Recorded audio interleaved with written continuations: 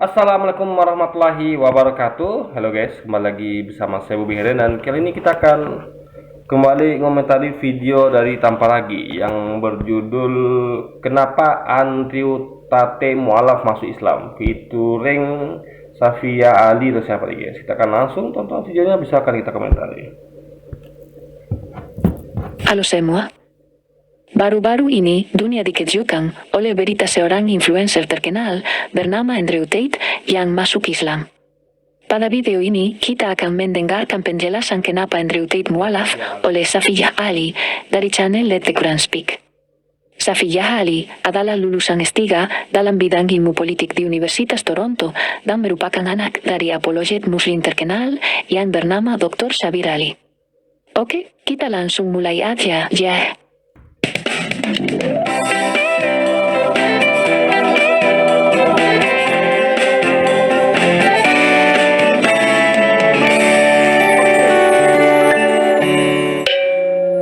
Andrew Tate is now a Muslim. The news has set Muslim social media on fire.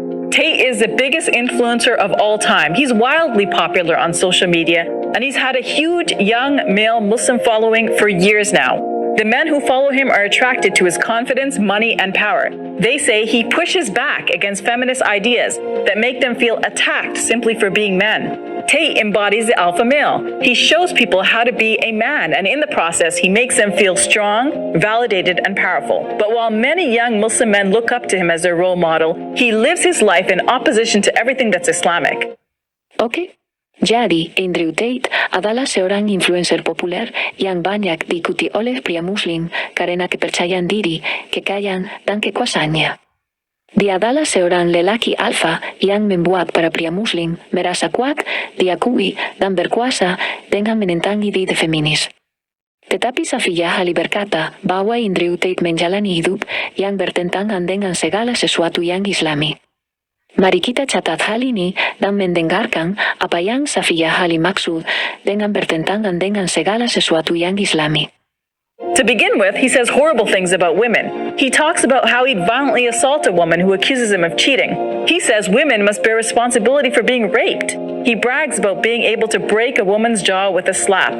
He claims that younger women are better catches because they've been through fewer men. And he says women are the financial and physical property of men. Nah, Andrew Tate berbicara tentang bagaimana dia dengan kasar menyerang seorang perempuan dan sesumbar bisa mematakan rahang perempuan dengan tamparan. Kita masukkan ke dalam satu poin saja, yaitu Andrew Tate menyerang perempuan.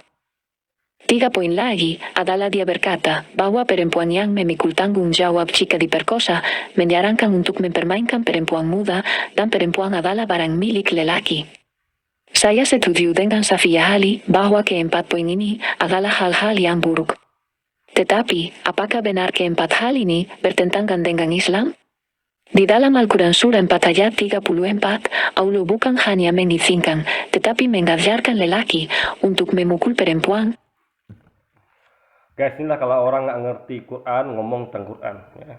Ini kayaknya pacarnya atau siapanya si Tamparagi nih, cewek ini gitu kan. Aduh, kemarin muncul laki-laki pria nggak beres ngawur nama Tamparagi, sekarang muncul pula pacar yayangnya gitu kan, nggak tahu ini siapa guys. Jadi parah nih, bener parah ya. Jadi dia nggak ngerti kalau mukul itu ada banyak cara ya. Jadi harus di breakdown dulu bagaimana memukul dalam Islam ya. Paham nggak? Kalau Anda tahu ya, misal gini ya, misalnya ada kalimat misalnya.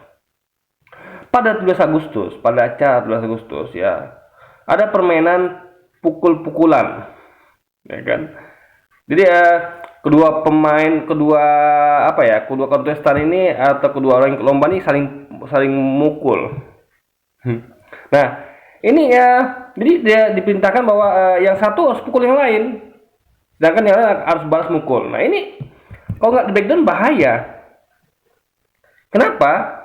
Karena kalau setelah di breakdown, ternyata ketahuan, ternyata mereka saling memukul memakai bantal. Paham ya? Nah di sini kan tidak diterangkan pukulan mereka tuh pakai apa gitu, atau bagaimana cara mukulnya gitu loh. Itu yang salahnya, mereka ini tidak membreakdown itu dan tidak melihat contoh-contoh yang Nabi lakukan. Jadi tentang ada kata pukullah mereka, lalu mereka membayangkan, langsung berhalusinasi dan membayangkan ya, mukulnya pakai ini itu, pukulnya dengan kekuatan segini gitu kan, itu kan absurd guys. Makanya kan untuk breakdown, untuk mendetailkan, untuk mengetahui mukulnya seperti apa, ya Anda harus cari sendiri sejarah bagaimana cara Nabi mukul istrinya gitu kan.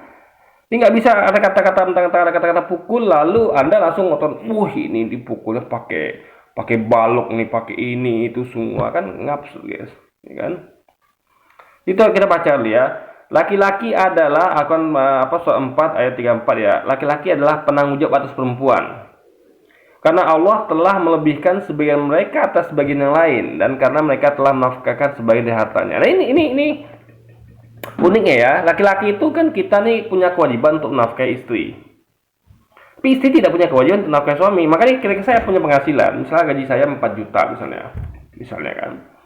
Saya punya kewajiban, anggaplah mungkin 2 juta atau berapa untuk menafkahi istri saya. Yang penting layak gitu kan. Nah, cukup dan layak. Tapi ingat ya, disunahkan untuk kita tuh melebihkan gitu. Karena ada kebijaksanaan. Jadi nggak hanya cukup, harusnya ada lebihnya.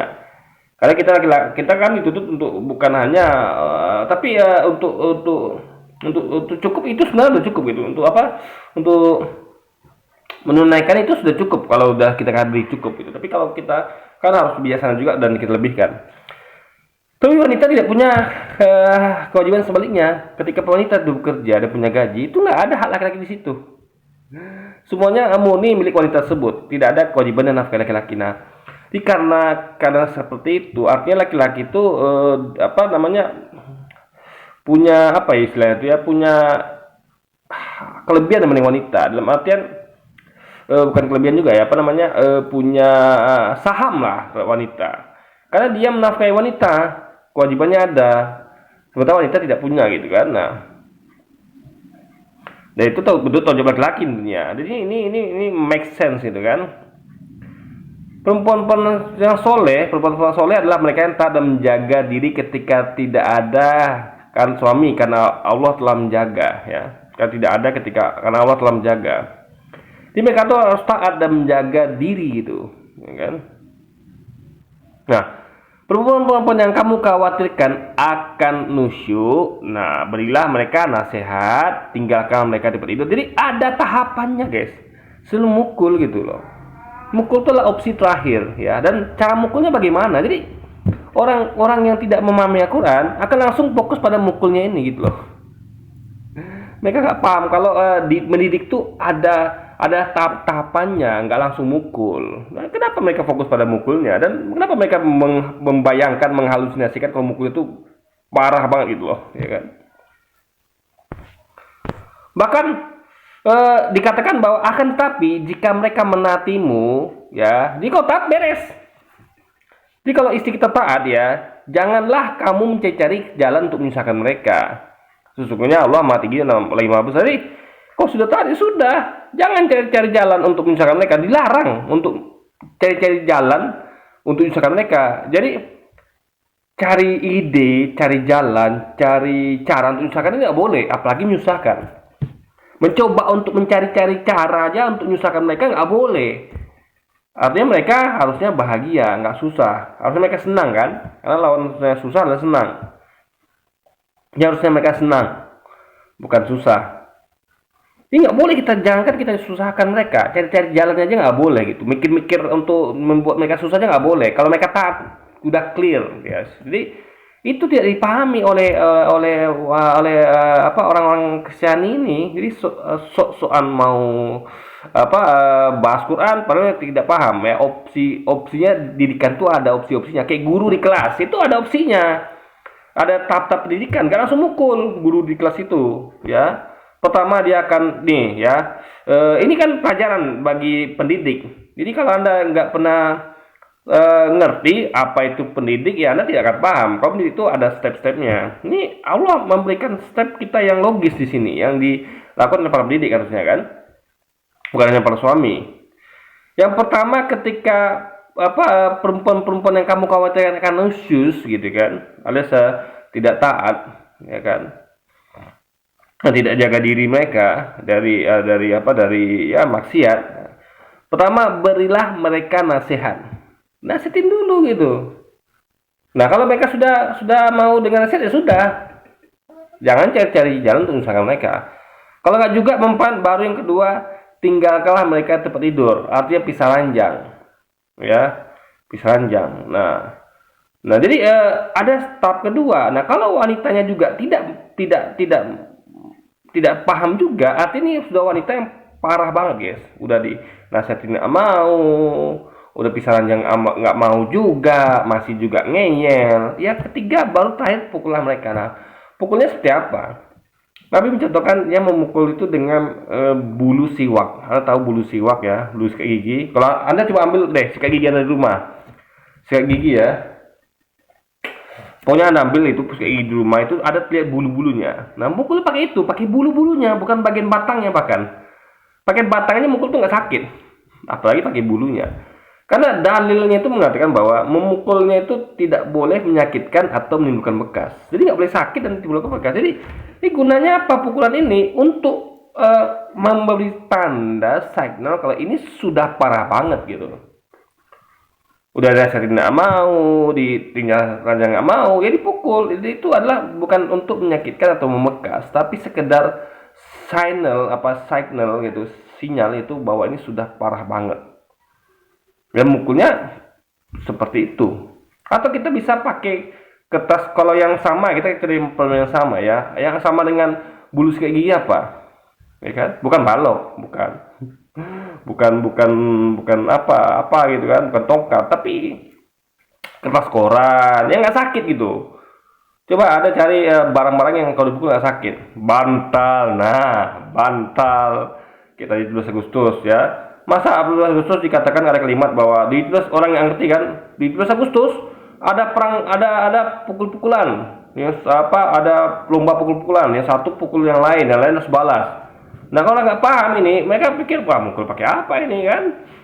Padahal dengan bantal, guys. Nah, disebutkan barangnya sama ini kan disebutkan barangnya apa kan? Mukulnya bagaimana dan cara pakai apa? Makanya di breakdown lagi.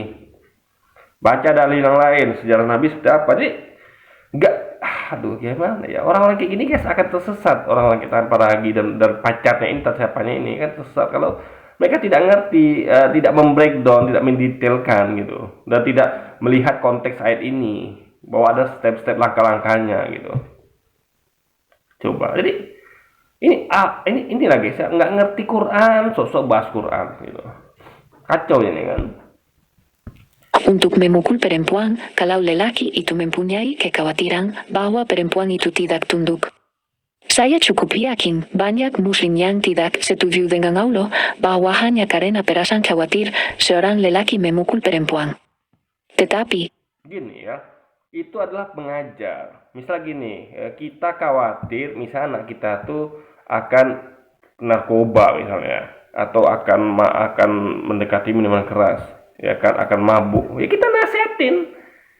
Jadi suatu yang kita khawatirkan ya sebelum kejadian bahkan, ya. Di sini udah kejadian belum ya ntar.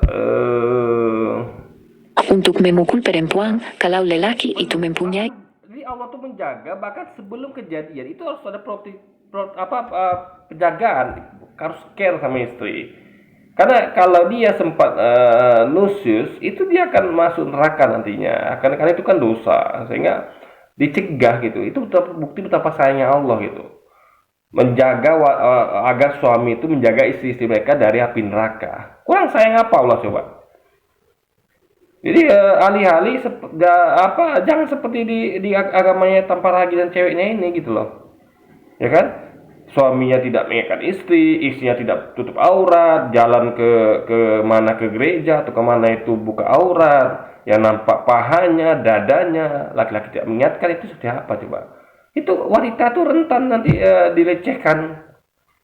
Minimal walaupun nggak diperkosa, ya bisa jadi diperkosa kalau misalnya laki-laki sudah nggak tahan lagi melihatnya coba.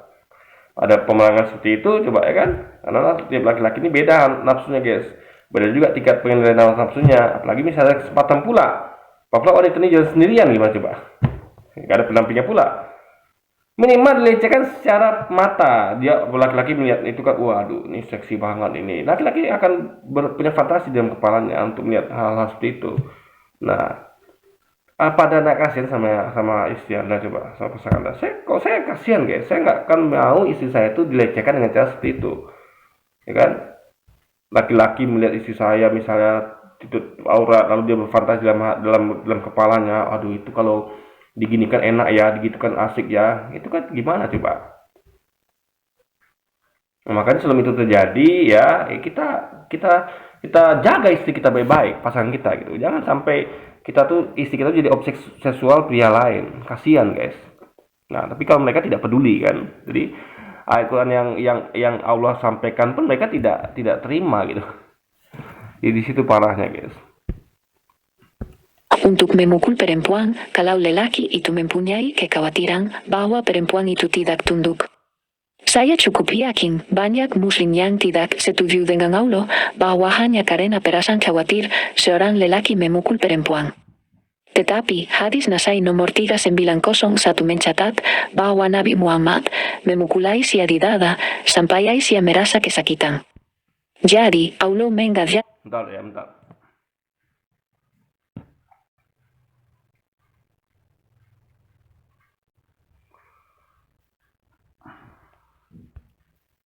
Oke, kalau dia pakai hadis 3901, kita akan sampai ke hadis yang sama ya. Karena di sini kata-kata kemudian beliau dadaku dengan pulukan yang membuat rumah sakit. Ini kan kita nggak tahu nih arti kata pulukan apa gitu kan. Nah, kita akan cari hadis yang mirip ya, yang sama. Karena hadisnya ada ya apa yang sama karena dari sumber yang berbeda gitu kan. Nah, kita bacakan di hadis 974 ya. Ini kurang lebih sama guys ya ceritanya. Jadi pada saat di hari Nabi SAW bermalam di rumahku, beliau datang dengan menaruh selendangnya dan melepas sandalnya.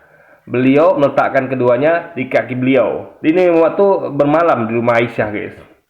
Lalu Nabi Muhammad datang dengan menaruh selendangnya dan melepas sandalnya. Lalu beliau itu Nabi Muhammad itu meletakkan keduanya di dekat kaki Nabi Muhammad itu kan. Nabi Muhammad ini meletakkannya di dekat kakinya. Dan membentangkan kainnya di atas tempat tidurnya. Selaya beliau merebah, beliau mengira saya sudah tidur. Jadi Nabi Muhammad itu mengira Aisyah sudah tertidur. Ini hubungannya tentang Aisyah ini cemburu. Dia ngira Nabi itu pergi kemana gitu kan. Mungkin pergi sama wanita lain. Nah, jadi ini ceritanya Aisyah cemburu guys. Beliau mengira saya sudah tertidur. Jadi kalau udah ngerti konteksnya Anda akan paham. Kita baca konteks lengkapnya ya. Setelah itu beliau mengambil kembali selendang dan memakai kedua sendalnya. Lalu membuka pintu dan keluar. Ini Nabi karena mengira Nabi ini mengira Aisyah sudah tidur. Lalu Nabi itu setelah itu beliau mengambil kembali selendang dan memakai kedua sendalnya, lalu membuka pintu dan keluar. Saya memakai baju saya dan memakai hijab saya, dan saya memakai kain saya. Kemudian saya mengejar beliau. Sampainya beliau di baki, beliau berdiri dalam waktu lama. Jadi Aisyah ini cemburu gitu. Dia ngira Nabi itu selingkuh gitu kan. Jadi Nabi ini kan pergi ke sampai ke Baki dikejar Aisyah.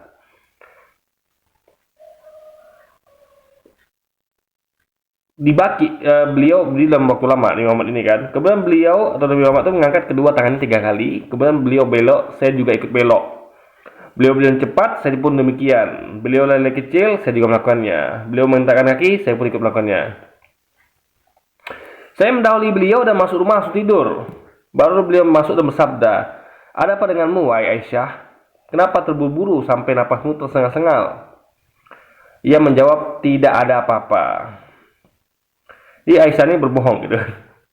Beliau bersabda, "Kamu akan memberitahukan yang sebenarnya atau saya akan diberitahu oleh yang maha lembut dan maha mengetahui?" Artinya Aisyah mau nggak jujur atau atau Nabi Muhammad itu tahu dari Allah langsung yang maha lembut dan maha mengetahui. Jadi mau pilih jujur atau harus Allah yang ngasih tahu gitu kan?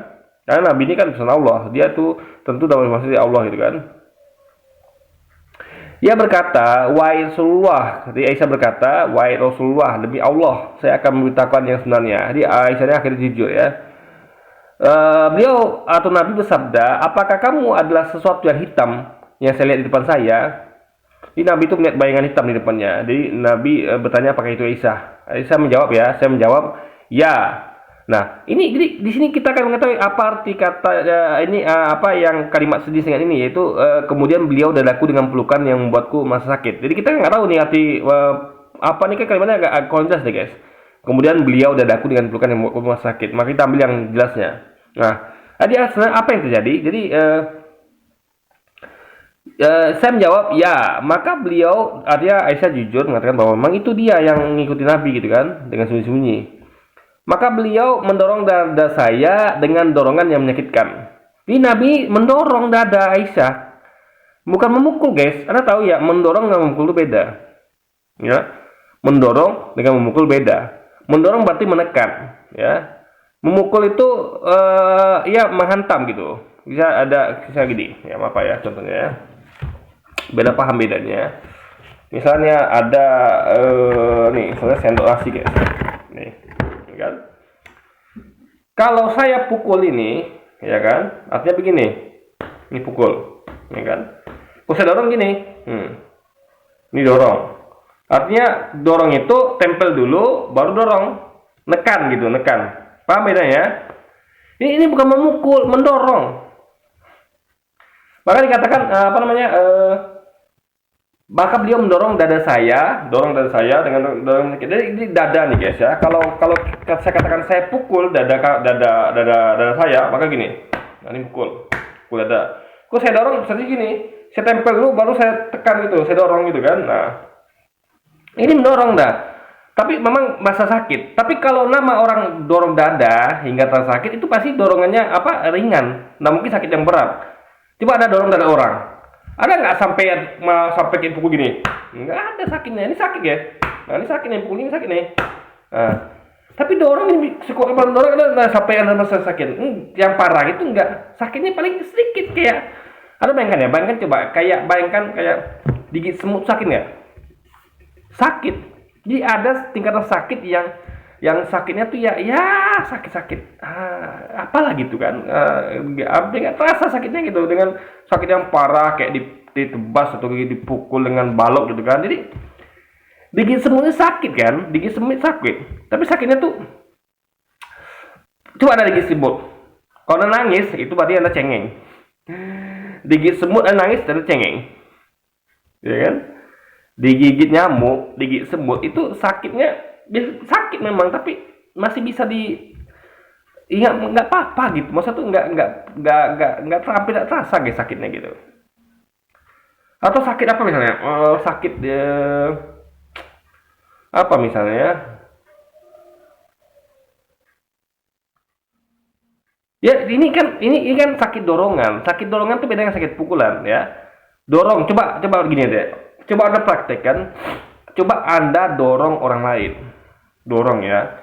Yang sakitnya bukan dari benturan badannya dengan dinding ya, tapi dorong dada. Coba ada dorong dada orang lain ya, tapi jangan dada wanita ya, karena itu haram ya. Dada orang lain, dorong coba. Lalu orang itu merasakan sakit, ya kan?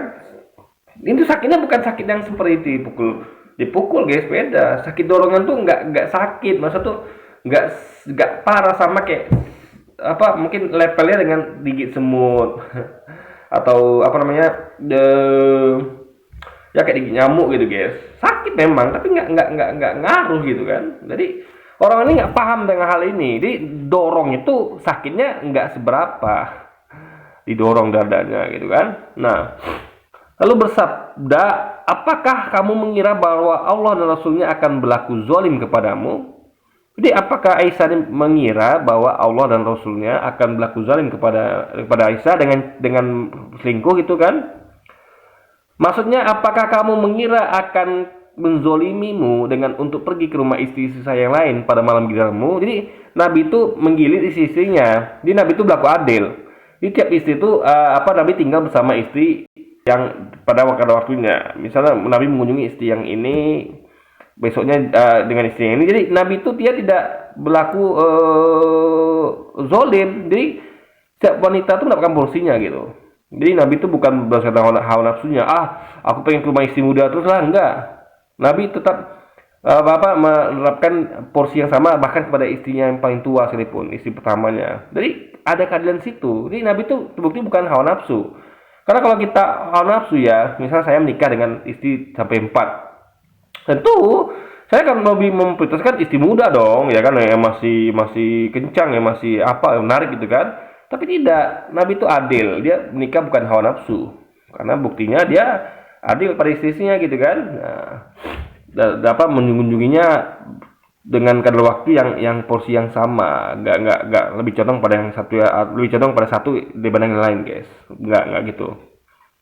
Nah, ia menjawab, meskipun semua orang menyembunyikan hal itu, Allah Maha mengetahui. Jadi Aisyah sadar bahwa walaupun semua orang menyembunyikan hal itu, Allah Maha mengetahui. Ya, beliau bersabda, sungguh Jibril telah mendatangiku ketika ia melihatmu sedang tertidur. Dia memanggilku, dia menyembunyikannya darimu, saya memenuhi panggilannya, dan saya pun menyembunyikannya darimu. Dia tidak mau masuk rumahmu pada saat kamu sudah melepaskan baju luarmu. Jadi Jibril itu tidak mau melihat auratnya Aisyah, karena Aisyah itu kan serumah dengan Nabi, sehingga di rumah tentu Aisyah tidak tutup aurat karena dia bersama dengan suaminya. Jadi Jibril nggak masuk gitu kan. Ya, jadi Jibril memanggil dari luar gitu, guys, ya kan. Nah, karena dia tidak mau masuk rumah gitu kan. Nah, saya juga telah mengira kamu sudah tidur. Saya tidak mau membangunkanmu. Saya khawatir kamu akan marah. Ini Nabi itu nggak mau bongkar istrinya yang sedang lalap tertidur. Artinya dia tidak mau menyakiti istrinya dalam arti mengganggu gitu. Jadi jangan menyakiti istrinya, mengganggu istrinya Nabi nggak mau gitu. Nggak biasa kan Nabi kan. Maka malaikat Jibril berkata, sesungguhnya Tuhanmu menyuruhmu untuk mendatangi kuburan Baqi dan memohonkan ampun bagi mereka kepada Allah. Saya berkata, apa yang harus saya katakan pada mereka? Beliau bersabda, ucapkanlah keselamatan bagi penduduk pemukiman kuburan ini, bagi mereka kaum mukminin dan muslimin, sehingga Allah akan memberikan rahmat kepada para pendahulu kita dan kepada mereka yang akan datang, dan sungguh kami akan menyusul kalian semua. Jadi ini hadis riwayat Muslim nomor 974, hadis yang sama dengan ini, guys. Nah.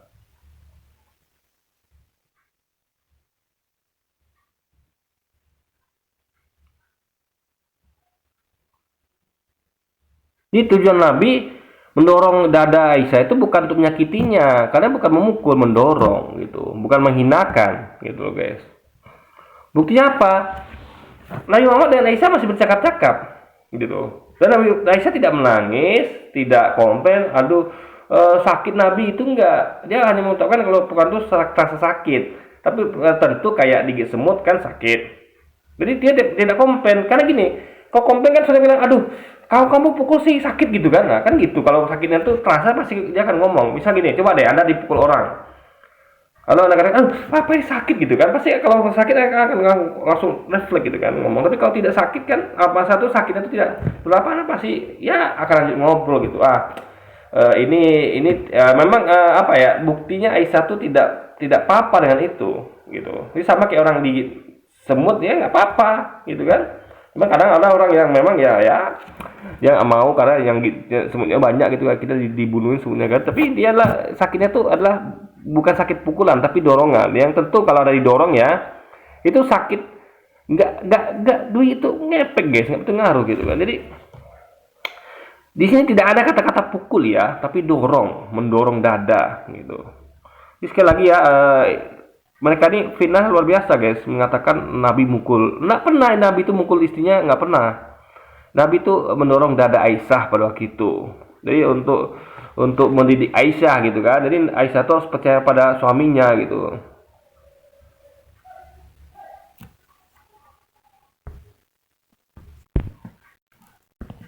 Tetapi hadis Nasai nomor 391 mencatat bahwa Nabi Muhammad memukul Aisyah di dada sampai Aisyah merasa sakit. Mendorong dada, mendorong bukan memukul ya. Ini aja bukan apa nih. Coba beliau dadaku dengan pulukan. Pulukan, bukan pukulan.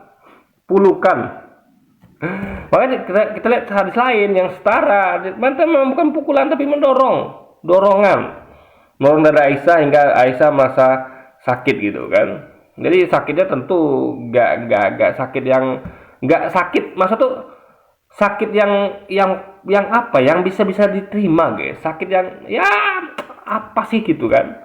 Kayak ada sakit gigi semut, apa sih gigi semut cuman gitu kan, atau sakit apa misalnya, kayak ada sakit kayak gini lah, ada pernah nggak merasakan sakit ketika bangun tidur, dan ada rasa sakit tiba-tiba badan rasa sakit, sama kayak gitu kan juga sakit gitu kan. Jadi ketika anda bangun tidur, nah ini gampang ya kan Nabi dorong darah Aisyah. Ada pernah nggak ketika anda lagi bangun tidur, anda merasakan aduh badan sakit semua, jadi rasa sakit itu nggak masalah gitu, masa tuh ya kayak pegel-pegel gitu guys. Paham ya? Jadi suatu hal yang nggak masalah. Makanya Aisyah kan tidak masih bercakap-cakap dengan Nabi dengan baik gitu guys. Bukti bahwa Aisyah tidak merasa masalah dengan hal itu gitu kan. Dan sekali lagi ini bukan mukul ya, tapi dorong. Aisyah didada sampai Aisyah merasa kesakitan. Jadi, Allah mengajarkan lelaki untuk menyerang perempuan dan Nabi Muhammad melaksanakannya. Kemudian Allah berkata tidak pernah mengajarkan Nabi untuk menyerang perempuan ya, nggak pernah. Nabi itu mendidik istrinya. Mendidik itu bukan menyerang, beda. Ya. Mendidik itu bukan arti ini contoh ya. Contoh. Coba ketika Anda masuk militer, kalau Anda tahu militer ya, militer itu Anda akan coba Anda lihat itu bagaimana cara mendidiknya. Kalau ada yang tidak disiplin itu kan dilakukan kayak bahkan memukul bahkan kan, tapi ini kan dorong guys, dorong dan di militer juga ada mendorong gitu. Misalnya mendorong, Anda perhatikan ya, kalau misalnya ada yang nggak disiplin itu didorong badannya gitu, ya dadanya atau badannya. Jadi itu pendidikan namanya gitu. Pendidikan bukan, jadi apakah tujuan itu untuk menyerang? Kan tidak, untuk mendidik. Jadi tujuan Nabi itu untuk mendidik istrinya, bukan untuk menerang istrinya, beda ya. Karena istrinya bukan musuhnya. Ya, bukan musuhnya dan bukan apa namanya? Ya bukan orang yang apalah, tapi orang yang disayanginya gitu. Jadi makanya didorong, bukan dipukul seperti yang dituduhkan oleh wanita ini, guys. Kemudian Allah berkata di dalam Al-Quran surah 2 ayat 223 bahwa istrimu adalah ladang bayimu. Maka datangilah ladangmu itu kapan dan bagaimana yang kamu sukai. Jadi Al-Quran memang mengajarkan bahwa perempuan adalah properti. Perempuan adalah ladang milik lelaki. Hadis Sahih Muslim nomor 264 menceritakan bahwa Gini ya, maksudnya begini ya, kita kan saling nikah itu kan saling memiliki, ya kan? Kita istri kita suami memiliki istri memiliki laki-laki. Jadi itu hal yang wajar. Bukan kayak properti, ingat ya, properti itu Anda beli propertinya, Anda melakukan boleh sesukanya pada properti itu. Mau Anda rubuhkan boleh. Jadi wanita bukan properti. Properti coba Anda bayangkan ya, kalau Anda beli properti atau beli barang apapun itu. Misal saya beli mobil, motor atau rumah. Itu saya boleh buat apa saja pakai motor rumah itu karena itu benda mati. Wanita bukan benda mati. Apakah wanita itu boleh seperti mobil, kita hancurkan mobil kita tabrakkan kemana gitu, atau kita bakar mobil kita? Kan tidak. Kan wanita nggak boleh melakukan seperti itu. Jadi wanita itu bukan properti. Memang kita memiliki wanita dalam Islam ya, dan di semuanya juga begitu. Wanita itu milik suami, istri milik suami. Tapi bukan sama dengan properti. Properti benda mati, wanita benda hidup. Gimana sih wanita ini kan? Jadi ladang maksud tuh analoginya adalah kayak Anda tuh punya ladang. Nah, ada nggak orang tuh ladangnya dibakar? Ada nggak? Ladangnya itu dirusak kan nggak ada? Kan ladang itu kan, makanya kenapa itu dikatakan ladang ya? Karena ladang itu adalah pokok guys. Ladang itu adalah untuk makan.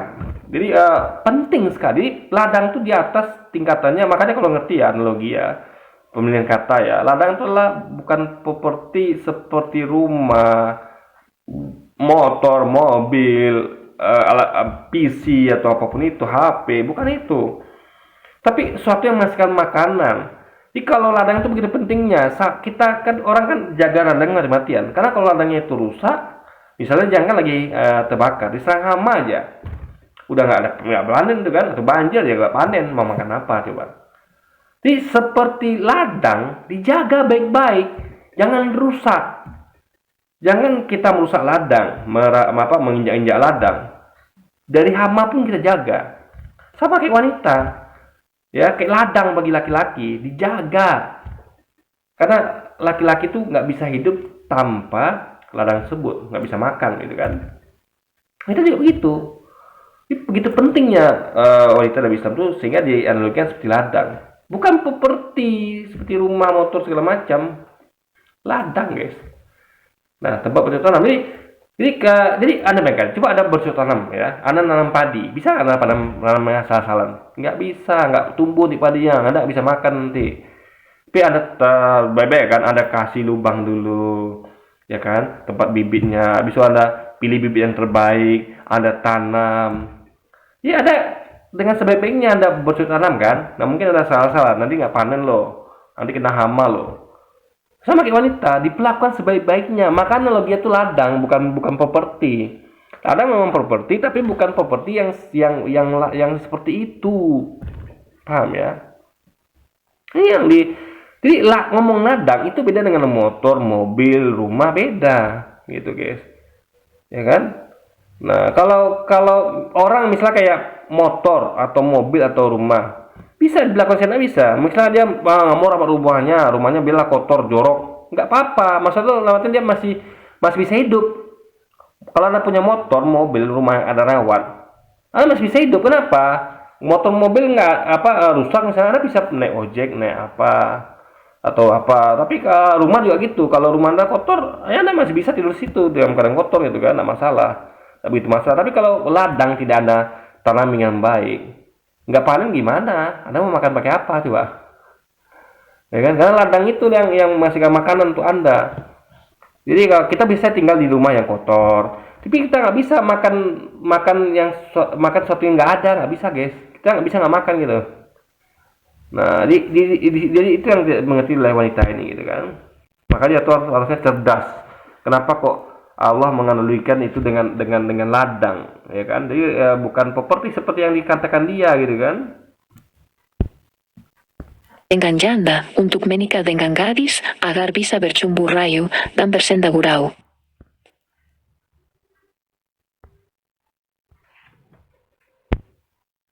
Hadis Sahih Muslim nomor 2664 menceritakan bahwa Muhammad menyarankan kepada Jabir yang sudah menikah dengan janda untuk menikah dengan gadis agar bisa bercumbu rayu dan bersenda gurau. Selain itu, Allah berkata di dalam Al-Quran. Jadi gini ya, hadis itu sebenarnya cerita Nabi bertanya apakah Jabir sudah menikah atau belum. Artinya Nabi Muhammad itu nggak tahu kalau Jabir ini belum tahu Jabir ini sudah menikah atau belum. Maka Nabi bertanya. Ternyata Jabir nikah dengan seorang janda, bukan dengan gadis. Maka Nabi Muhammad itu kan selalu kita tuh menyarankan untuk menikah itu dengan yang setara. Yang setara guys. Gunanya apa? Agar ada banyak kecocokan. Jadi ajaran Nabi mengajarkan kita untuk menikah mencari seseorang setara. Kalau ada misalnya mohon maaf ya, kalau misalnya Anda miskin, carilah orang miskin juga. Maksudnya tuh biar setara, biar tidak ada yang biar tidak menghargai guys. Jadi setara gitu.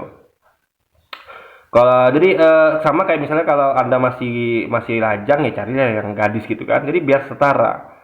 Biar nanti tuh tidak ada biar rumah tangga tuh tahan lama karena kan setara gitu. Ada banyak kecocokan ya kan.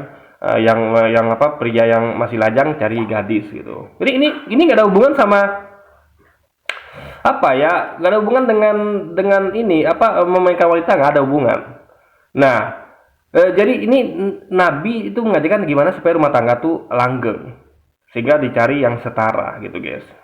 Si Jabir kan ini kan belum punya istri ya, carilah gadis gitu, sama-sama masih belum punya pasangan. Nah, tapi Jabir ternyata milih janda. Ini Nabi tuh menyarankan biar setara, bukan memaksa Jabir ya, itu poinnya. Ya saran gitu, dari Nabi kepada pengikutnya. Nah, ternyata Jabir milih janda kenapa?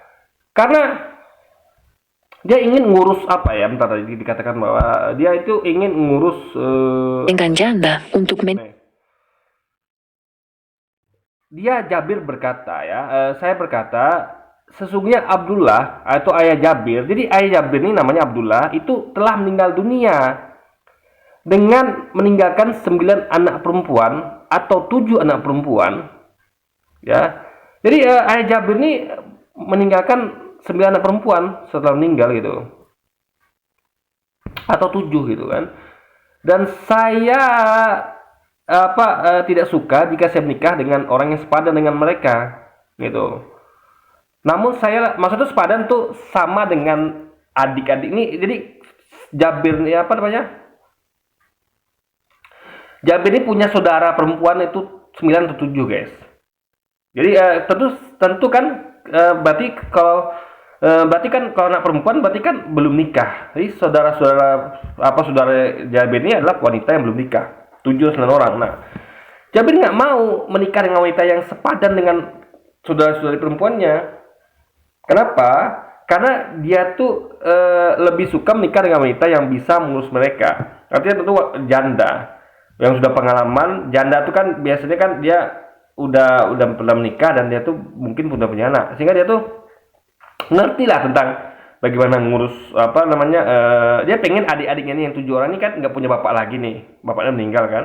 Dia pengen adik-adiknya apa namanya saudara-saudara ini diurus oleh istrinya nanti, yaitu janda ini gitu. Nah, dan bisa mereka baik. Jadi guys, Jabir ini sebenarnya mau mengikuti saran Nabi, yaitu memilih gadis karena dia juga lajang gitu kan. Tapi dia karena ada kepentingan, ya ada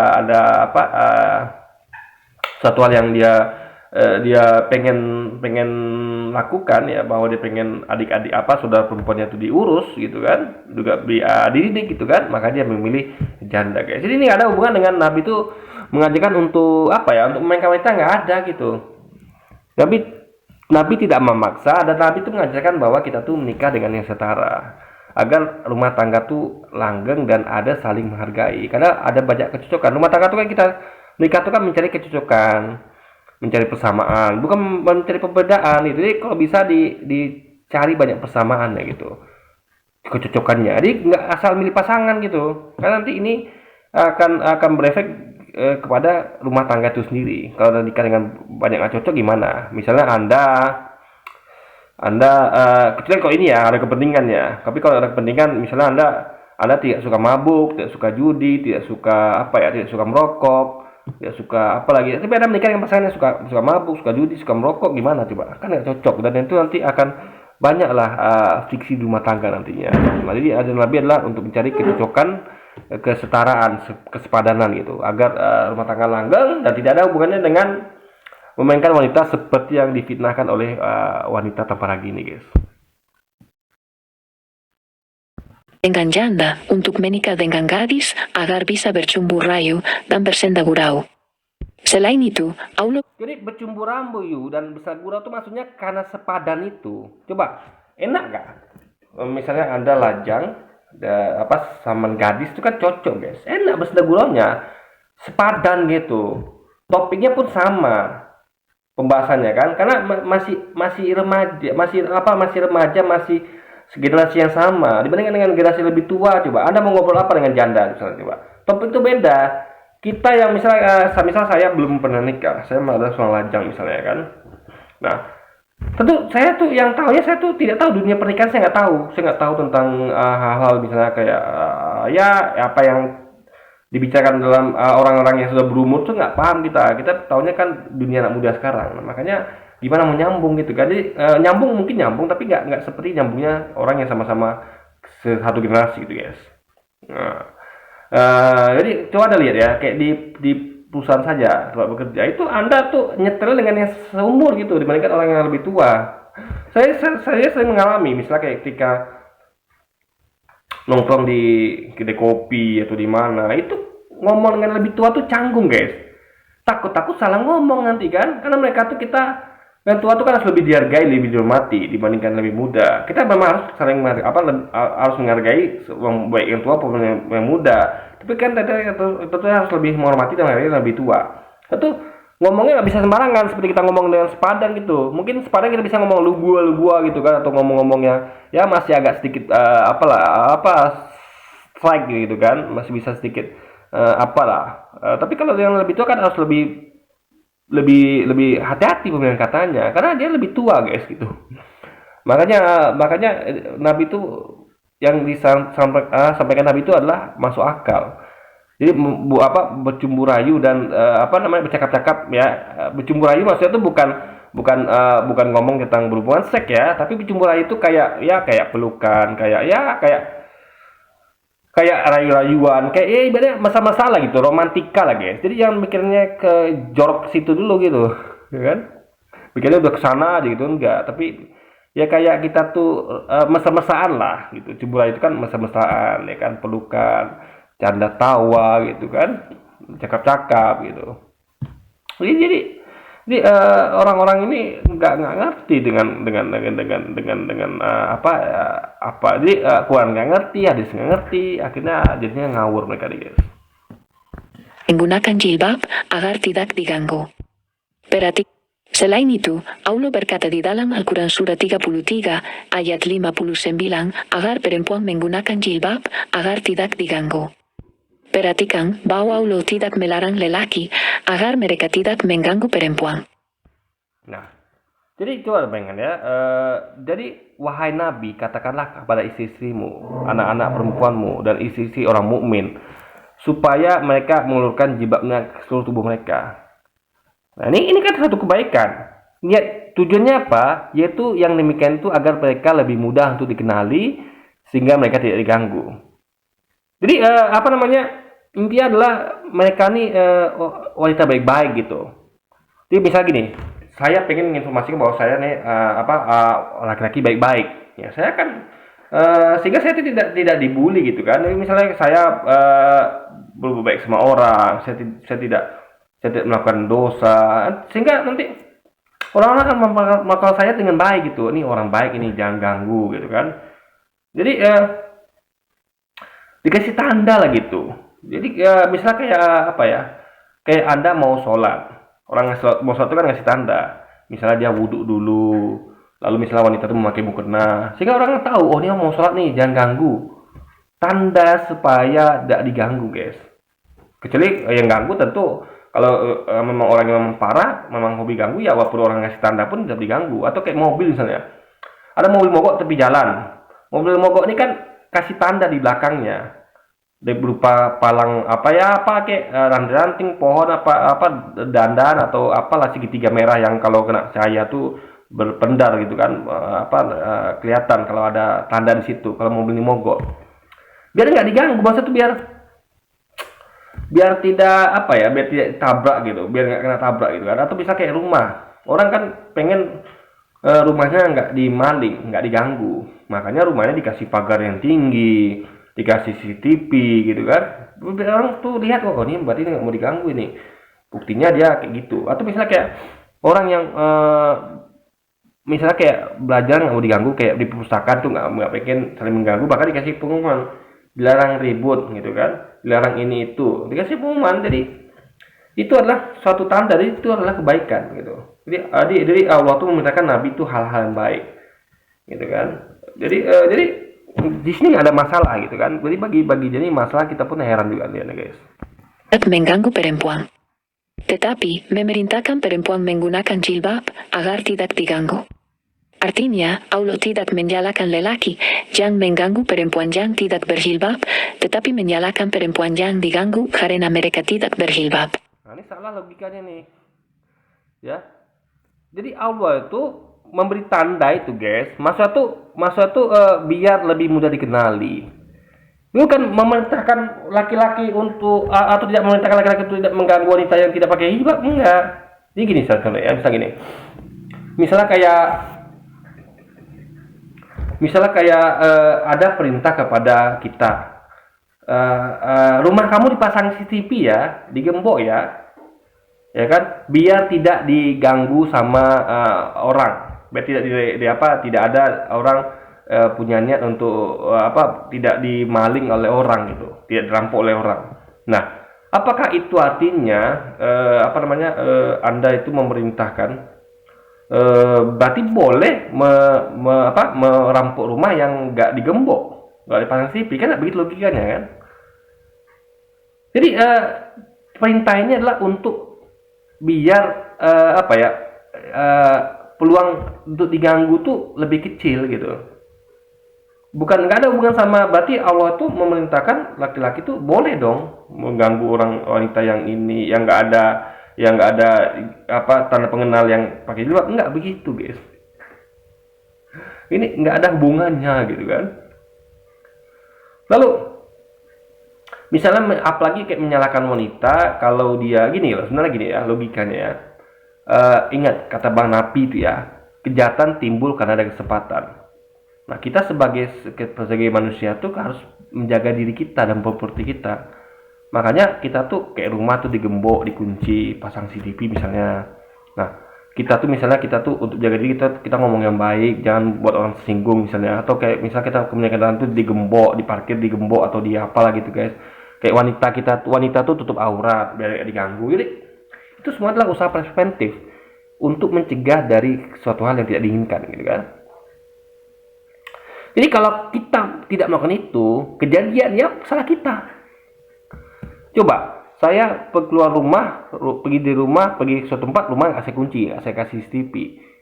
Dirampok salah siapa? Nggak mungkin memang salah perampok. Maksudnya tuh nggak mungkin salah tetangga saya.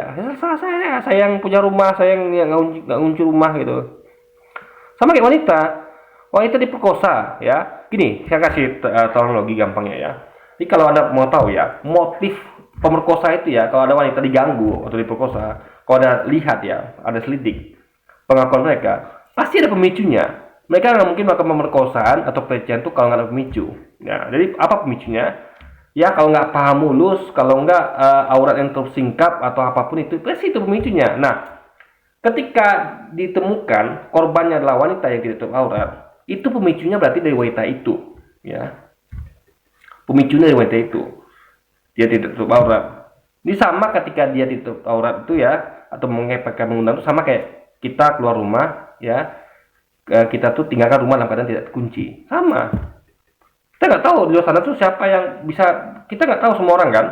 Orang-orang yang nampak ada kesempatan bisa merampok, atau orang-orang yang laki-laki yang punya kesempatan ya, dia awal nafsunya timbul ketika melihat wanita yang tidak tutup aurat, ya dia akan memperkosa atau melecehkan. Jadi kita nggak tahu, makanya kita lakukan tindakan preventif, menjaga. Nah, tapi kalau ada wanita yang berhijab tutup aurat diperkosa juga, itu artinya bukan wanita itu pemicunya, tapi yang lain. Misalnya pelakunya baru saja nonton video porno misalnya, pemicunya tetaplah aurat, melihat aurat wanita lain, tapi bukan dari wanita yang diperkosanya atau dilecehkan, tapi dari sumber lain.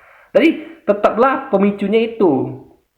Jadi sebabnya itu yang kita salahkan, penyebabnya yang harus kita hilangkan gitu guys. Penyebab orang laki-laki dilecehkan dan memperkosa itu yang harus kita hilangkan. Ya. Jadi bukan hanya sekedar wanitanya tutup aurat, tapi juga sumber-sumber lain kayak video-video porno segala macam itu harus dimusnahkan juga, sehingga tidak ada pemicu gitu.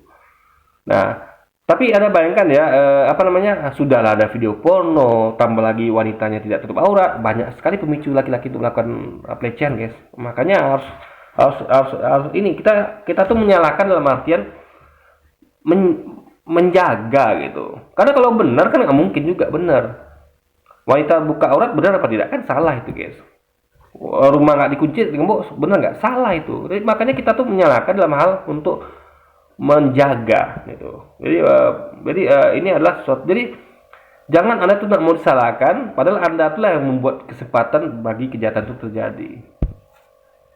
Perempuan yang tidak berjilbab, tetapi menyalahkan perempuan yang diganggu karena mereka tidak berjilbab.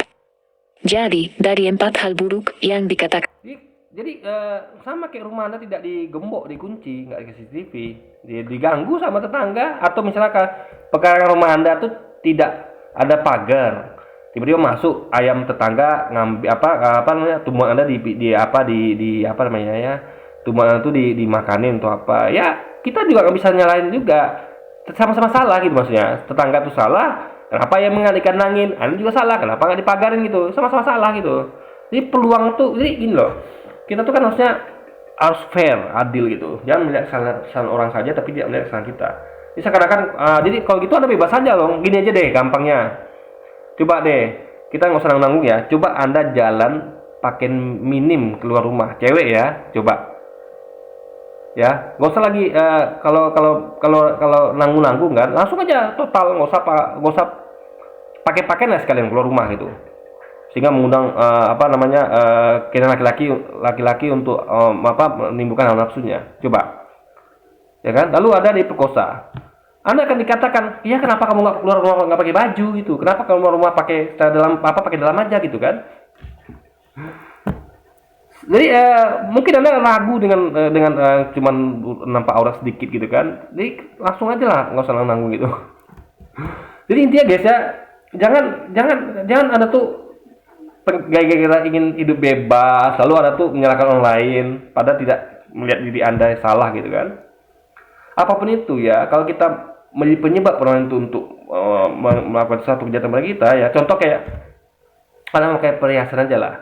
Ya kan, kalau ada orang yang timbul keinginan dia untuk merampok Anda karena pakai perhiasan, itu salah Anda juga gitu. Jangan Anda tuh hanya pandai menyalahkan orang lain juga, tapi Anda juga harus lihat diri Anda sendiri. Yang Anda lakukan itu menimbulkan mereka untuk melakukan kejahatan tidak gitu. Makanya kan selalu imbauan kepolisian itu adalah jaga diri masing-masing, kunci rumah ketika keluar rumah. Saya lihat itu poster-posternya di jalan-jalan itu guys ya, keluar rumah kunci pintu rumah dengan baik, jangan bawa barang perhiasan menyolok dan segala macamnya gitu. Jadi memang itu menjaga agar tidak terjadi hal tidak diinginkan. Jadi jangan hanya pandai menyalahkan orang lain ya, tapi kita juga harus introspeksi diri kita gitu. Yang salah, jangan hanya salahkan orang tapi tidak mau menyalahkan diri sendiri guys. Itu yang membuat itu tidak akan pernah sadar bahwa semua itu saling berkaitan gitu. Ada orang memperkosa, melecehkan, kenapa? Dia ada pemicu. Ya, nggak mungkin orang itu tiba-tiba memperkosa atau melecehkan kalau nggak ada pemicunya. Tiba-tiba dia lihat ada wanita berhijab lalu pengen ini kan tidak mungkin. Tentu ada pemicunya. Ya, kalau wanita berhijab berarti pemicunya dari yang lain. Entah dia habis nonton porno atau apa gitu kan. Nah, jadi nggak mungkin ada orang yang tiba-tiba nampak orang pakai hijab jilbab untuk aurat yang sempurna tiba-tiba dia nafsu, kan mungkin guys. Dari 4 hal buruk yang dikatakan oleh Safiyyah Ali tentang Andrew Tate, tidak ada satupun yang bertentangan dengan ajaran Islam. Jadi semuanya tuh terbukti bertentangan dengan ajaran Islam. Ajaran Islam itu nggak seperti yang Nona ini sampaikan guys. Jadi makanya ya saya katakan ya, orang-orang Kristen ini yang ngerti Quran sosok bahas Quran hadis gitu kan, ngawur tibanya guys. Mendorong dikatakan memukul ya kan, ini ladang disamakan dengan properti, ini kan ngaco guys. Dengan ajaran Islam, bahkan bisa dikatakan semuanya itu sesuai dengan ajaran Islam yang ada di Al-Quran dan dicontohkan oleh Muhammad di dalam hadis. Mari kita dengar lagi apa yang dikatakan oleh Safiyyah Ali. Beyond his views about women, Tate has earned millions in an online business that he admits was a scam. It used female webcam models to manipulate men to part with their money. Tate and his brother took nearly 40% of the profits, and they used that to start a strip club. This summer, he was banned from social media platforms for fear he'd use them to solicit and groom young women. Allah mengajarkan di dalam Al-Quran surah 4 ayat 24 bahwa muslim tidak boleh melakukan hubungan seks dengan perempuan yang bersuami kecuali hamba sahaya. Artinya, Allah memperbolehkan muslim untuk melakukan hubungan seks dengan hamba sahaya yang mempunyai suami. Dan Allah mengajarkan untuk memberikan para hamba sahaya itu imbalan untuk kenikmatan yang didapat dari mereka. Di dalam tafsir Ibnu Katsir, Sufyan As-Sauri meriwayatkannya dari Kulaid, dari Abu Kilabah, dari Ibnu Mas'ud, yang mengatakan bahwa budak perempuan apabila dijual dalam keadaan telah bersuami, maka tuan yang membelinya adalah orang yang lebih berhak terhadap farjinya. Jadi, sebenarnya Allah memperbolehkan muslim untuk berhubungan seks dengan perempuan. Jadi gini ya, ada hukum yang pada waktu itu berlaku dan sekarang tidak berlaku. Ingat ya, kalau lihat asbabul nuzulnya, ini adalah turun pada saat itu, di mana waktu itu memang perbudakan itu memang suatu hal yang lazim, belum diberantas. Ibaratnya gini loh, kayak ibaratnya gini, kalau misalnya misalnya kayak gini ya, misalnya kayak pemerintah sekarang. Pemerintah sekarang kan kita nih kan belum belum memakai syariat Islam, sehingga nggak mungkin kita tuh menutup tempat-tempat kayak apa ya, apa kayak minuman keras tuh masih apa pro kontra. Ada yang mengatakan bahwa boleh kok minum keras tapi yang alkoholnya rendah gitu kan. Masih banyak opini gitu. Di pemerintah nanti kalau salah-salah nanti dikatakan otoriter lah, apa namanya khilafah lah segala macam lah kan. Padahal itu adalah kewajiban untuk mengikuti aturan Tuhan itu. Jadi masih ada hal-hal yang belum bisa dilakukan sepenuhnya. Ya kita nih kayak misalnya kayak nggak mungkin belum mungkin melarang bir sepenuhnya karena kita bukan menerapkan syariat Islam gitu, nanti ya dituduhlah macam-macam ya khilafah segala macam lah. Makanya untuk itu dibuat aturan sementara misalnya kayak ya boleh jual bir tapi di hotel-hotel saja ya, dan tempat-tempat tertentu saja gitu. Atau contoh gini lah, misalnya kayak contoh kayak misalnya kita belum punya nih tempat pasar yang memadai, pasar yang kalau kita sekarang ini adalah pasar modern, belum punya kita pasar yang bersih di mana meskipun jual daging jual apa-apa itu pasti tetap bersih gitu kan, belum punya kita. Nah tempat itu belum ada karena mungkin pemerintah belum punya dana untuk bangun pasar. Nah sementara rakyat itu jualannya di tepi jalan di mana-mana masih kotor kumuh gitu kan. Nah sebenarnya nggak boleh kan, misalnya kayak saya pemerintah nih, saya belum mampu bangun pasar untuk rakyat saya. Jadi saya nggak punya apa namanya, ya masih belum punya power lah untuk menyuruh mereka untuk apa jualan pada tempat yang semestinya. Kenapa? Ya tempatnya nggak ada. Anak saya mau nyuruh kalian jualan di pasar dong. Ya Pak, pasarnya mana Pak? Belum dibangun gitu kan? Nggak ada dana. Nah, makanya untuk sementara waktu saya bolehkan mereka jualan di jalan di mana saja mereka mau karena tempat itu ada. Tapi sebuah aturan. Oke, sementara ini kalian boleh jualan di sana, tapi jualannya yang bersih ya. Jualannya tuh apa ya? Ibaratnya ya jamnya sekian jam sekian. Jadi dibuat kerangka aturan untuk dilakukan sementara pada waktu itu saja. Makanya harus lihat dalil itu lengkap gitu. Nah makanya pada waktu itu kan perbudakan memang merajalela. Sehingga belum bisa mengubah orang-orang ini, belum bisa untuk menghapus perbudakan, belum bisa guys. Karena nanti akan terjadi banyak mudarat. Jadi ujuk-ujuk misalnya kayak tadi ingat waktu itu kan Nabi kan belum berkuasa, belum bisa melakukan syariat Islam. Jadi waktu itu Nabi itu kan bukan langsung berkuasa, lahir langsung berkuasa atas Mekah kan nggak gitu. Nabi itu berdakwahnya Nabi dilempari batu, mau dibunuh bahkan sahabatnya bahkan dibunuh gitu kan. Jadi belum bisa kan Islam dia belum bisa, ya kan? Termasuk menghapus perbudakan belum bisa. Jadi ayat ini turun ketika waktu itu. Sehingga apa yang bisa dilakukan hanyalah saya seperti itu, menyesuaikan dengan kondisi yang ada, ya. Karena belum bisa memungkinkan untuk melakukan yang seharusnya, guys. Kalau langsung ujuk-ujuk langsung hapus sama perbudakan, kacau nanti. Ya Nabi belum kuat waktu itu, belum punya pasukan dan segala macam. Sama kayak misalnya kayak apa ya, kayak sekarang ini lah, kayak FPI. FPI itu dia punya kekuatan, tapi tetap dia kayaknya masih di bawah sama kekuatan preman. Bukti FPI berapa kali tuh memeratakan kerja itu nggak berhasil, karena di situ preman lebih kuat gitu kan. Beda dengan Ahok dengan Teddy Polri yang dengan gampang meratakan tempat itu, karena Ahok itu bawa tentara dan polisi yang punya senjata lengkap. Jadi FPI belum mampu gitu kan. Dan FPI tidak punya kekuasaan. Banyak orang menyalahkan kan, oh FPI itu kan berwenang, kenapa begini begitu gitu kan. Nah, jadi intinya adalah hal yang belum mampu dilakukan, tapi FPI tidak bisa salahkan ya, karena dia giat untuk itu. Dia meskipun nggak mampu, tapi dia yang penting kan kewajiban nahi mungkarnya gitu kan. Menegakkan memberantas maksiat yang penting. Nah, jadi kita kembali ke yang tadi. Ini Muhammad itu mampu untuk menegakkan itu kan. Makanya dibuat aturan seperti itu. Agar orang jelas gitu. Jadi nggak ada konflik nanti. Ini gimana ini? Aturan agama yang ngaturnya kan, aturan agama itu kan mengatur semua hal. Biar orang itu jelas gitu. Jadi nggak ada ragu-ragu. Hukum guys, ingat ya. Kenapa ada hukum? Jadi ada hukum buatan manusia, ada hukum buatan Tuhan. Jadi ini kan hukum buatan Tuhan yang mengatur sementara menjelang sebelum menjelang perbudakan dihapuskan. Nanti kita lihat keterkaitan dengan dalil yang lainnya. Jadi biar orang tuh nggak bingung. Jadi kalau misalnya ada nanti kalau bayangkan ya, coba nggak ada aturan seperti ini ya, dibuat aturan. Nanti misalnya saya punya budak, budak saya ini kan misalnya sudah bersuami, ya kan? Saya jual budak ini kepada yang lain, budak perempuan ini kepada yang lain gitu kan. Itu sama dengan menceraikannya gitu. Karena yang punya kuasa waktu itu kan adalah tuan. Ya, ini bukan ajaran Islam ya, tapi menyelesaikan dengan kondisi waktu itu. Memang gitu kondisinya, mau bilang apa lagi gitu loh, ya kan? Saya memang belum ada pasar, ya guys, saya di mana saya memaksa mereka jualan di pasar, ya pasar mereka jualan tepi jalan di tempat-tempat yang gimana gitu kan, yang nggak selayaknya gitu kan.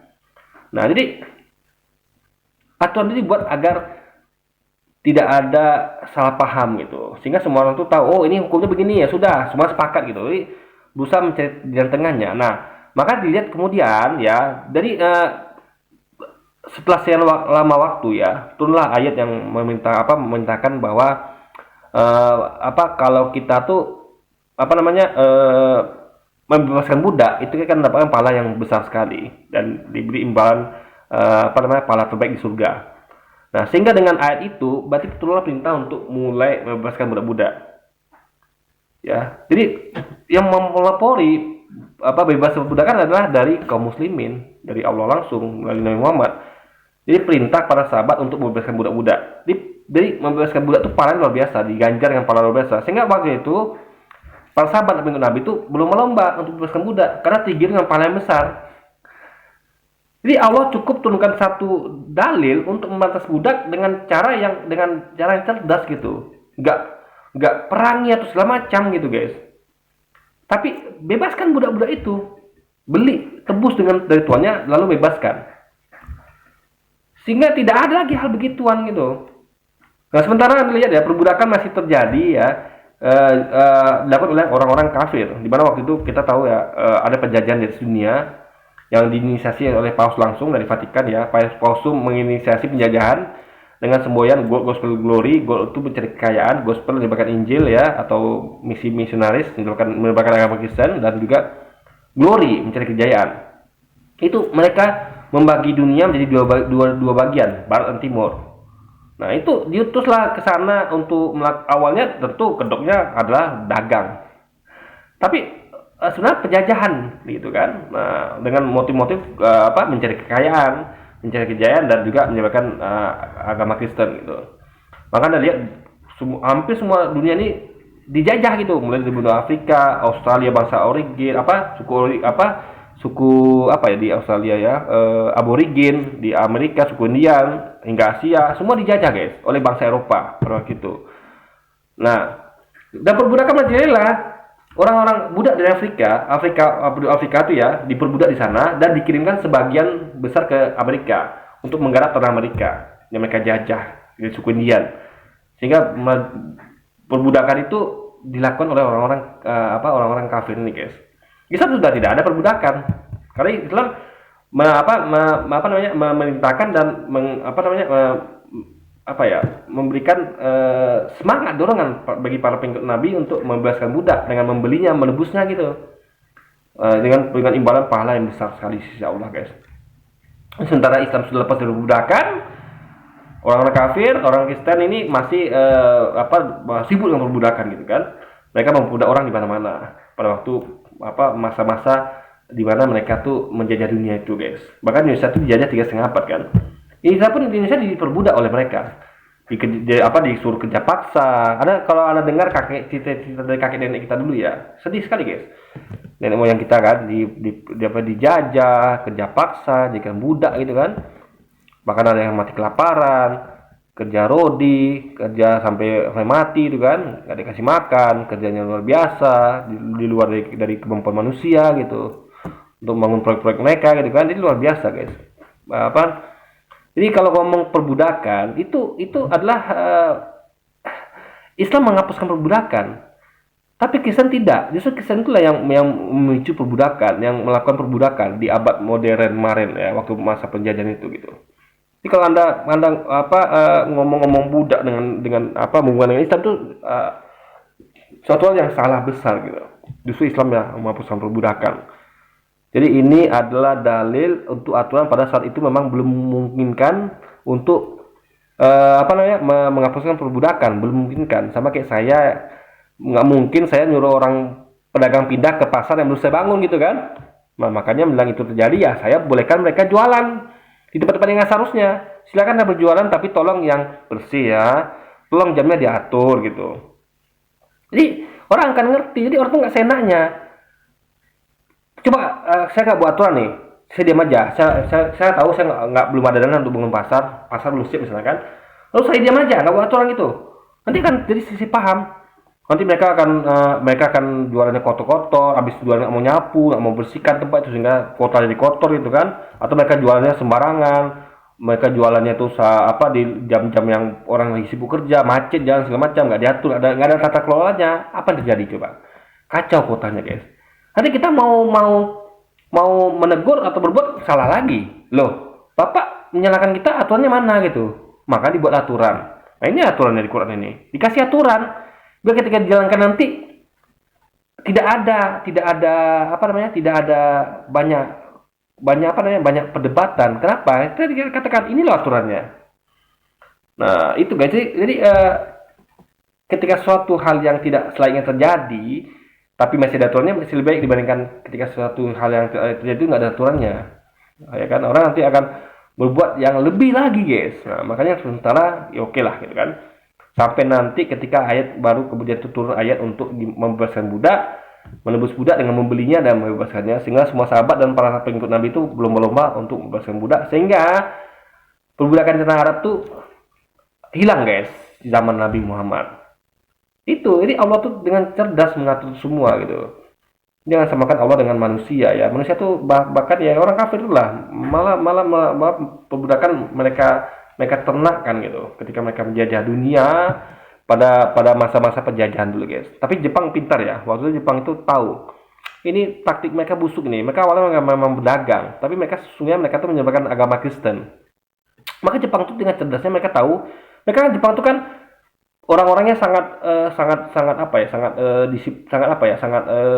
kuat adat istiadatnya. Mereka ada para samurai, para ninja dan segala macam. Mereka tuh tahu ini bahaya nih, akan merusak akidah mereka nih. Ini misinya licik ini kan, awalnya dagang, tapi kayaknya tidak gitu kan. Maka mereka tuh berusaha untuk menakut-nakuti para misionaris, orang-orang yang menyebarkan agama Kristen nih ya, dengan motif berdagang, yang kedok berdagang sama penjajah. Mereka tuh membuat lukisan gambar Yesus gitu kan.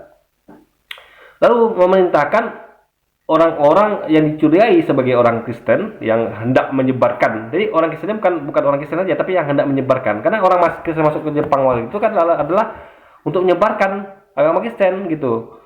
Ada misi tertentu gitu, yaitu misi gospel tadi, menyebarkan Injil gitu kan. Jadi disuruh untuk mijak itu, lukisan itu dari kayu tidak salah ya, dipijak, letakkan tanah lalu dipijak. Nah, orang-orang yang itu tidak akan mau, karena itu Tuhan mereka gitu kan. Nah, tadi setelah ketahuan kalau ini memang misionaris, sehingga mereka tuh ditakut-takuti dengan cara mereka tuh digantung terbalik, dengan kepala di bawah, kaki diikat di atas. Di bawah mereka ada kotoran. Ini mereka tuh mencium bau kotoran. Dan mereka nggak bisa kabur, kenapa? Karena kepala mereka tuh di bawah, kaki mereka di atas. Jadi mereka tuh dekat sekali sama kotoran itu guys. Kotoran di bawah mereka gitu kan, di tanah itu kotorannya. Mereka diikat terbalik gitu. Jika mereka tentunya akan kapok gitu kan, dan nggak mau lagi meneruskan misi itu. Karena misi itu adalah misi yang masa si dakwah dikerjakan dengan cara penjajahan kan nggak baik guys, ya kan? Kita dakwah ya, menyebarkan agama tuh dengan cara yang santu lah. Contoh kayak kita nih umat Islam nih ya. Cara kita dakwah itu adalah ulama tuh mencari orang-orang yang belum beragama. Makanya kalau lihat kayak Ustaz Abu Somad, Ustaz lain tuh, itu mereka tidak mendakwakan seperti orang Kristen yang berdakwah di rumah ke rumah, door to door. Yang itu banyak ketangkap basah kan. Ketahuan kalau mereka tuh mendakwakan agama kepada orang yang sudah beragama. Karena negara kita ini melarang untuk mendakwakan agama kepada orang yang sudah beragama. Tapi mereka tidak peduli, para misionaris ini, mereka datangi rumah ke rumah, door to door. Bahkan mereka mendatangi pasar, mendatangi emak-emak yang lagi jualan di pasar, yang ngerti tentang agama. Anak-anak sekolah itu ketangkap basah juga guys, tukang parkir. Kita kan tidak pernah melakukan itu. Kita mencari usaha-usaha kita mencari pedalaman-pedalaman yang mana orang-orang tuh suku-suku terasing yang masih nyembah pohon, nyembah batang kayu, nyembah hantu segala macam itu kan, yang belum punya agama, itu yang didakwahi, bukan orang yang sudah beragama. Nah, atau mendakwahi orang yang sudah murtad. Nah, jadi ada dua ya larangan dakwah, yaitu orang yang sudah murtad, yang berhasil dimurtadkan oleh orang-orang Kristen, ya dimurtadkan, dibalikan lagi ke Islam, atau mendakwahi orang-orang yang belum beragama. Kalau mereka tidak, mereka memang datangi orang-orang Islam door to door gitu kan, bertamu ke rumah-rumah dan menyampaikan agama mereka gitu. Nah, lalu kayak di luar negeri, ada lihat ya, kalau Anda sering lihat vlog luar negeri, kita di sana tuh nggak kayak mereka datang door to door, ke rumah-rumah, ke pasar-pasar. Enggak, kita tuh buat stand khusus di mana kita tuh di situ kita letakkan Quran, hadis, buku-buku tentang Islam dan menunggu orang datang guys gitu. Jadi orang lewat ya kan, jadi orang lihat dia kan, ini ada stand Islam nih, entah orang ini niatnya pengen debat atau pengen ngolok-ngolok Islam atau pengen belajar mungkin, yang udah tahu tentang Islam dan pengen belajar kan, pengen tahu tentang Islam bisa datang situ. Jadi kita tidak mendatangi, tapi kita menunggu didatangi. Itu beda kita sama mereka. Kita tuh cara-caranya lebih santun guys, lebih punya etika. Kita tuh tidak kayak mereka yang agresif jemput bola. Kita tidak, kita tunggu bola guys, sehingga kita tidak mengganggu orang lain gitu kan.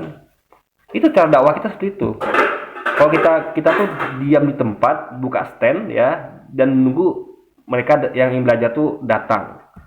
Kalau mereka kan agresif door to door, itu nggak boleh. Apalagi di negara kita nih tidak boleh, ada aturan yang mengatakan tidak boleh mendakwakan agama pada orang sudah beragama. Nah, usah kita cerdas melihat itu. Makanya usah kita tuh hanya mendakwakan agama kepada orang-orang yang tidak punya agama, atau mendakwahi orang-orang yang sudah murtad gitu agar kembali kepada agama Islam. Oke, jadi ini video udah cukup panjang ya. Jadi ini kita sampai 6 dulu. Videonya masih 21 menit nih guys. Jadi kita akan sambung di bagian kedua ya. Karena ini sudah sejam lebih ya. Jadi mungkin sekian dulu aja video kita kali ini guys. Sampai jumpa lagi di video selanjutnya. Wassalamualaikum warahmatullahi wabarakatuh guys.